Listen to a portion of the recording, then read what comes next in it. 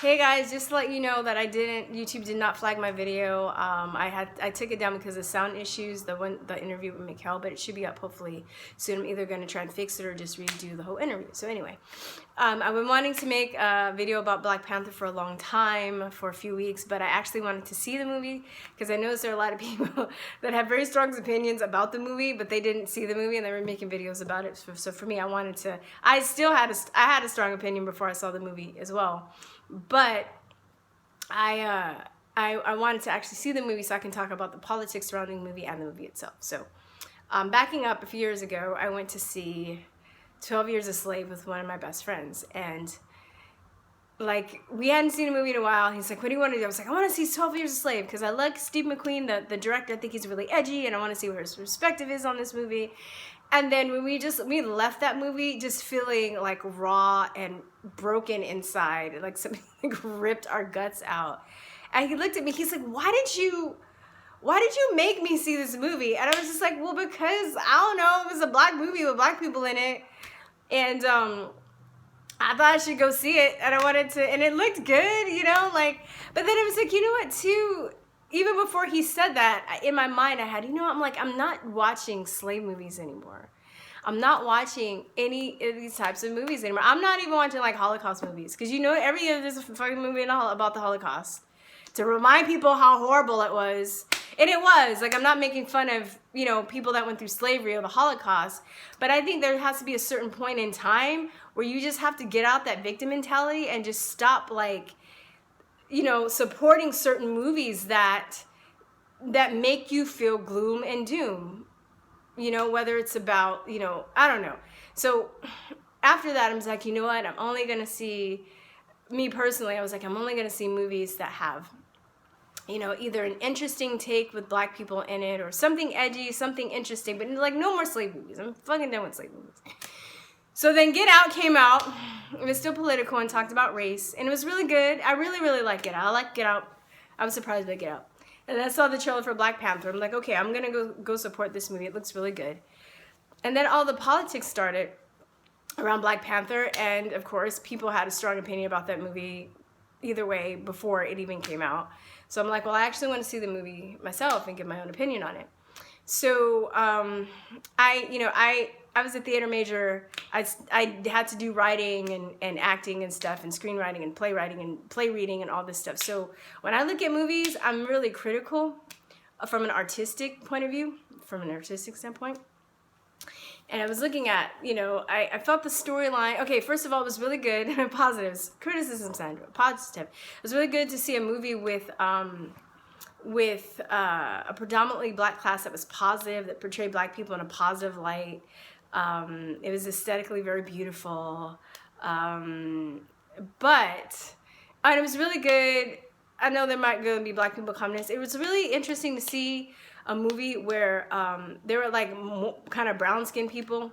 And I'm saying, I know I'm black, but I know for black people, there's this whole hierarchy between dark skins and light skins. And like lighter skinned blacks are kind of like the blonde people of the black race. They get more favoritism. It's not true. I don't believe that one is better than the other. But I'm sure there are black people that can testify of the racism that we have within our own race between light skin and dark skin blacks. So I really hadn't seen a modern day movie with that many people that were considered kind of brown skin or dark skin in the lead. And it was cool. Like, it didn't bother me either way, but I just noticed that because even in acting in Hollywood, like, you know, I had friends that were darker skinned that were struggling even more. Like, I struggle, but they struggle even more because even within black people, you don't see, you know, black people, they'll talk about how racist the white man is all day, but then they'll also talk about like people that are dark and people that have like, you know, that don't have good hair and stuff like that. So it was really interesting seeing that. And Lupita Nyong'o, I don't know if I'm saying her name right, she's like breathtakingly beautiful, just stunning, just naturally. She looks like she just rolls out of bed and just looks that perfect. She's gorgeous. But you don't usually see the lead played by dark-skinned women. It's usually like a light-skinned woman. And, you know, for my friends that are dark-skinned, my family member, my mom's darker than me. that have, that have that issue, that have that complex. It was really cool to see beauty and strength being portrayed in that way. So I'm just curious, other Black people, if you resonate with what I said as far as that comment, like, let me know in the comments below, because I want to get your take on that. If I was the only one that noticed that, or if was I reading too deep into it. So anyway, I thought the main guy that played the Black Panther was very handsome. And I mean, he did his job as an actor, but I thought the character, I don't read the comic books, so maybe somebody in the comments can let me know if they read the comic books. If the character was that flat, I just felt like he was so perfect because he was just good. There was no like inner conflict. Like, I think Batman's a really good character, comic book character, because he thinks he's doing good, and he has fears, and he becomes a villain himself because he has this inner conflict. He thinks he's doing good, but now he's killing people as well. And does that make him a better person? Like, I didn't really feel like the main character had really good inner conflict. And he was boring. So, like, when spoiler alert, by the way. So there's a scene in the movie where he gets thrown off the cliff, and I didn't even care.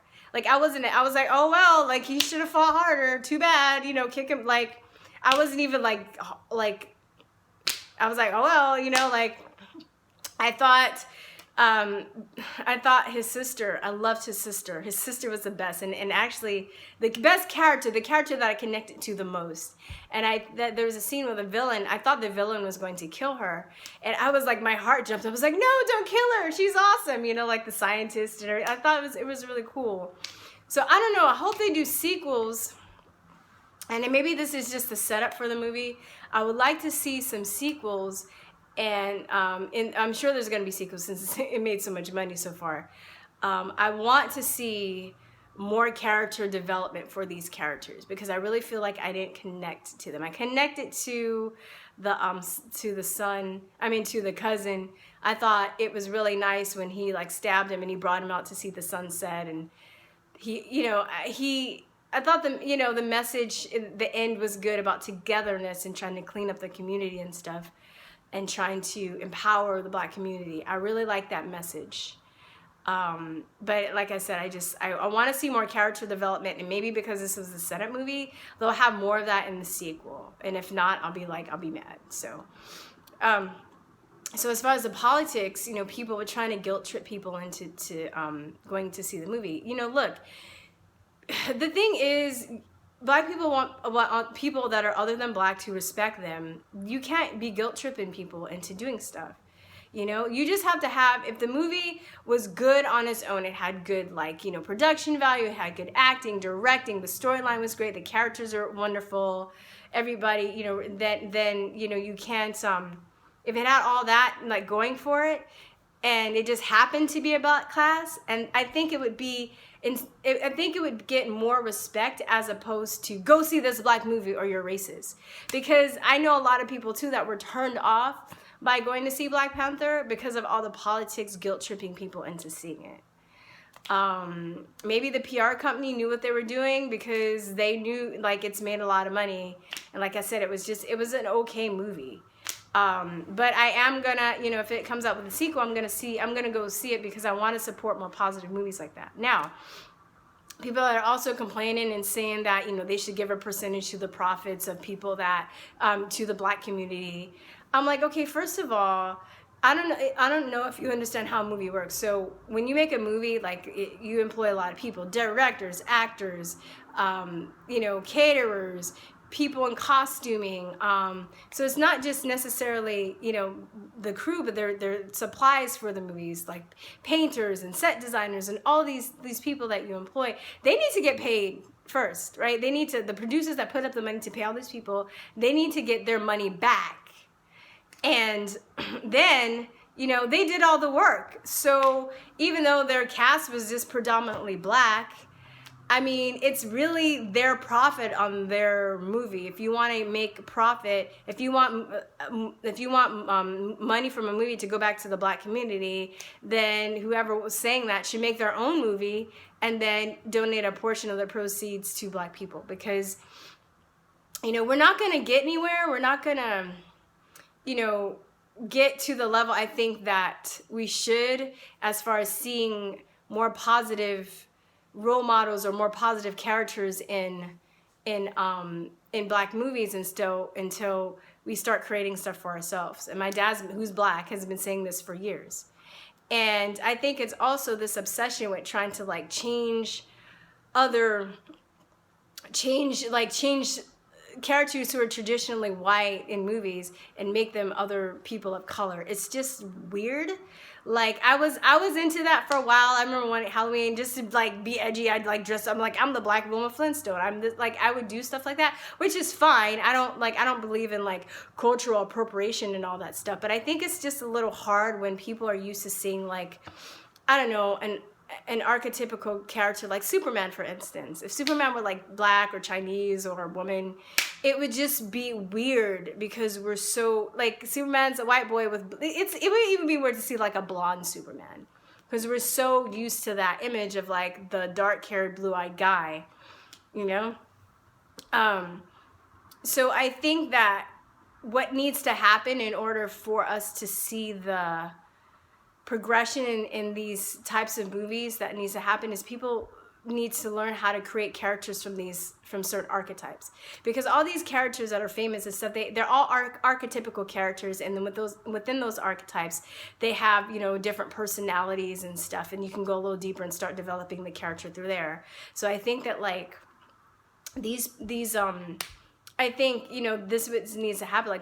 Like stuff needs to be created more with archetypes, and then you can make that person Black or whatever you want. But I think there's this obsession of trying to like equalize everything by going about it the wrong way or backwards, and it's just not going to work that way, you know. I wish that I would like to see this trend continue.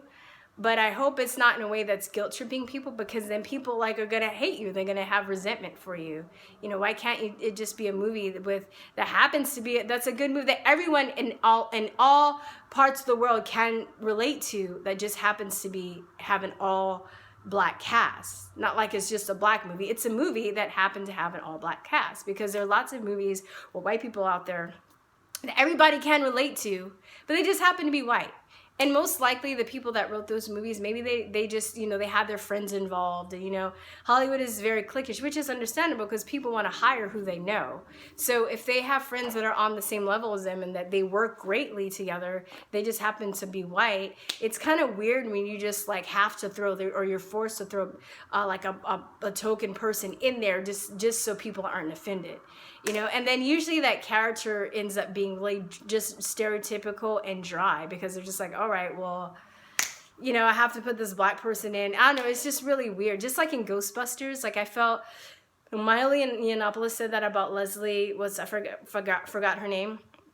He was right on the money. He was right on the money, just because I thought the same thing. I was like, wow, I feel like the other three characters are way more developed than the Black girl. They just took the Black girl and just threw her in and gave her like snarky little one line. I was like, I ain't going in the tunnel with that ghost. Like and it was just like, wow, it's the same shit. And it was the same shit that I had to audition for, you know, for the most part, when I'd studied like years, and I had, you know, I have a great respect for the arts and stuff, but only to be like given like a two-line snap sentence, you know, just to say, like, it's ridiculous. And I knew that I was more than that, so I started writing, and I actually became very, very empowered because of that. And then you learn a little bit more about archetypes and all this other stuff, and how to, you know, craft a story, and you know, it's a lot of work.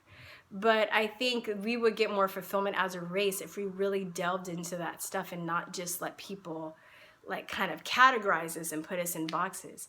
And, you know, like I said, again, I want this trend to continue, but I hope it continues in that way where we're coming from a place where we want to empower ourselves, but also be relatable to other people, if that makes sense. So anyway, you guys, all right, I think that's all I had to say. It seems like there was more I had to say, but anyway, I forgot. So, all right, peace, and love you guys. See you later. Bye. Mwah.